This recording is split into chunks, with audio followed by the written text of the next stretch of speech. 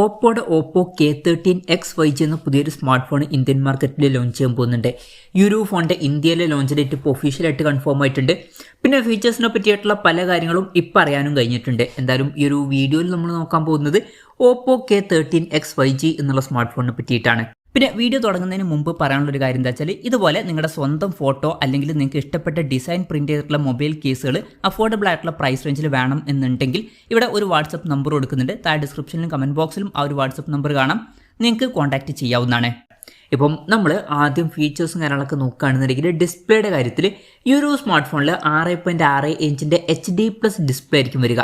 അപ്പം ഇതിൽ full HD resolution വന്നോളണം എന്നില്ല. പക്ഷെ ഒരു കാര്യം എന്താ വെച്ചാൽ, ഈ ഒരു ഫോണിൻ്റെ വില ഒരു 15,000 രൂപ പ്രൈസ് റേഞ്ചിലൊക്കെ ആയിട്ടായിരിക്കും വരിക എന്നാണ് ഇപ്പോഴുള്ള റിപ്പോർട്ടുകൾ പറയുന്നത്. ആ ഒരു പ്രൈസ് റേഞ്ചിൽ വരുന്ന ഒരു ഫോണിൽ നമ്മൾ ഫുൾ HD റെസൊല്യൂഷൻ എക്സ്പെക്ട് ചെയ്യുന്നുണ്ട്. പക്ഷേ ഇതിൽ HD റെസൊല്യൂഷൻ ആണെന്നുണ്ടെങ്കിൽ അത് ഡിസപ്പോയിൻറ്റിംഗ് ആയിട്ടുള്ള ഒരു കാര്യം തന്നെയായിരിക്കും. പിന്നെ LCD പാനലുമായിട്ടായിരിക്കും ഈ ഒരു സ്മാർട്ട് ഫോൺ വരിക. പഞ്ചോൾ ഡിസൈൻ വരും, പഞ്ചോൾ വരിക ടോപ്പ് സെൻറ്റർ ഭാഗത്തായിട്ടായിരിക്കും. 120 ഹെർട്സിൻ്റെ റിഫ്രഷ് റേറ്റ് ഇതിൽ സപ്പോർട്ട് ചെയ്യുന്നതായിരിക്കും. പിന്നെ പീക്ക് ബ്രൈറ്റ്നസ് വരിക 1000 നിറ്റ്സ് ആയിരിക്കും. ഈ ഒരു ഫോണിൻ്റെ ഫ്രണ്ടിൽ ക്രിസ്റ്റൽ ഷീൽഡിൻ്റെ പ്രൊട്ടക്ഷനും കാര്യങ്ങളൊക്കെ വരുന്നതായിരിക്കും. അപ്പോൾ ഡിസ്പ്ലേ ഫീച്ചേഴ്സ് 15,000 രൂപ പ്രൈസ് റേഞ്ചിലാണെന്നുണ്ടെങ്കിൽ അത്ര മികച്ച ഡിസ്പ്ലേ ഫീച്ചേഴ്സ് ആയിരിക്കില്ല. ഈ ഒരു പ്രൈസ് റേഞ്ചിലേക്കാണെന്നുണ്ടെങ്കിൽ ഡിസപ്പോയിൻറ്റിംഗ് എന്ന് പറയേണ്ടി വരും. പിന്നെ സൈഡ് മൗണ്ടഡ് ഫിംഗർ പ്രിന്റ് സെൻസറും കാര്യങ്ങളൊക്കെ ഇതിൽ വരുന്നതായിരിക്കും.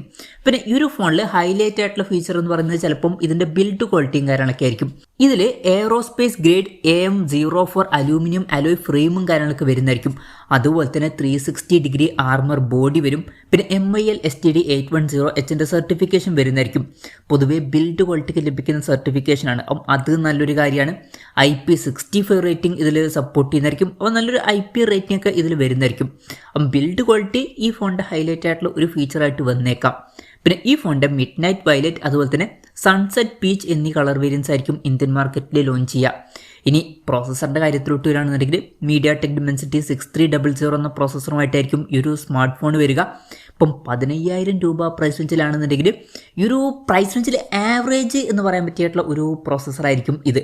ഈ ഒരു പ്രൈസ് റേഞ്ചിൽ അത്ര മികച്ചത് എന്ന് പറയാൻ പറ്റില്ല, കാരണം ഈ ഒരു പ്രൈസ് റേഞ്ചിൽ ഇപ്പം ഇതിനേക്കാൾ ബെറ്റർ ആയിട്ടുള്ള പ്രോസസ്സറുമായിട്ട് വരുന്ന പല ഫോണുകളും വരുന്നുണ്ട്. അപ്പോൾ ജസ്റ്റ് ആവറേജ് ആയിട്ടുള്ള ഒരു പ്രോസസ്സർ മാത്രമേ ഈ ഫോണിൽ വരാൻ ചാൻസ് ഉള്ളൂ. പിന്നെ 5G സപ്പോർട്ടും കാര്യങ്ങളൊക്കെ ഈ ഫോണിൽ വരുന്നതായിരിക്കും.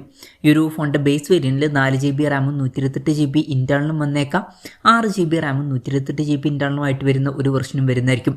പിന്നെ സ്പ്ലാഷ് ടച്ച് എന്നുള്ള ഫീച്ചർ ഇതിൽ വരുന്നതായിരിക്കും. അതായത് ചെറിയ രീതിയിലൊക്കെ വെള്ളമായാലും വലിയ ഇഷ്യൂസ് ഒന്നുമില്ല, നമുക്ക് യൂസ് ചെയ്യാൻ കഴിയുന്നതായിരിക്കും. പിന്നെ ഗ്ലൗഡ് ടച്ച് മോഡ് എന്നുള്ള ഫീച്ചറും ഇതിൽ വരുന്നതായിരിക്കും. ആൻഡ്രോയിഡ് 15 ബേസ് ആയിട്ടുള്ള കളർവൈസ് സോഫ്റ്റ്വെയർ ആയിരിക്കും ഈ ഫോണിൽ വരിക.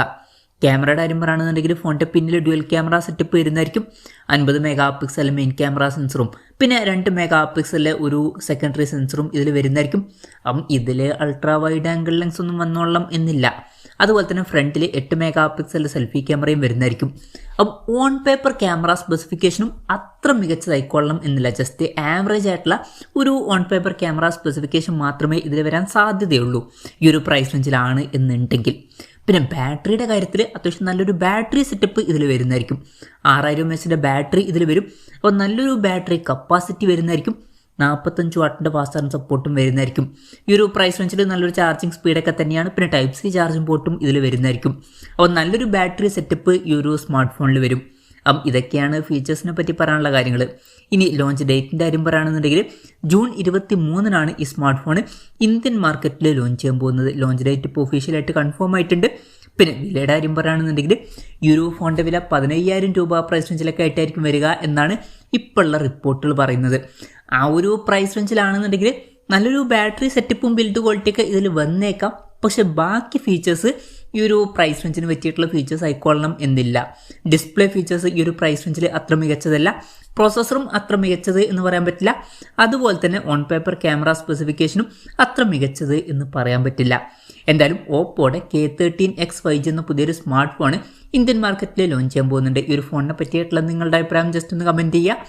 അതുപോലെ തന്നെ ഈ ഒരു സ്മാർട്ട് ഫോൺ ഇന്ത്യൻ മാർക്കറ്റിൽ നിങ്ങൾ ഏത് പ്രൈസിങ്ങിലാണ് എക്സ്പെക്ട് ചെയ്യുന്നത് എന്നുള്ള കാര്യം കൂടി ജസ്റ്റ് ഒന്ന് കമൻറ്റ് ചെയ്യുക.